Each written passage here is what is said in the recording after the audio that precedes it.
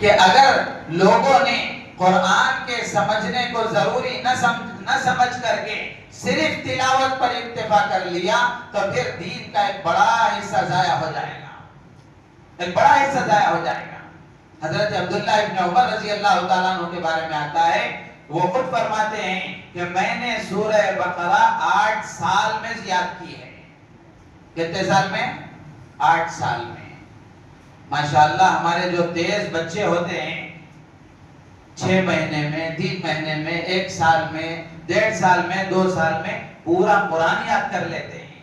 تو کیا حضرت عبداللہ ابن عمر رضی اللہ تعالیٰ عنہ کا حافظہ کمزور تھا یا ان کو یاد نہیں ہوتا تھا؟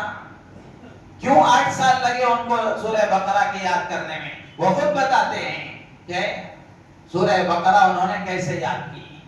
حضرت عبداللہ ابن عمر رضی اللہ تعالیٰ عنہ فرماتے ہیں کہ وہ ایک آیت پڑھتے، اس کا معنی مطلب معلوم کرتے، پھر اس پر عمل کرتے، پھر آگے بڑھتے ہیں۔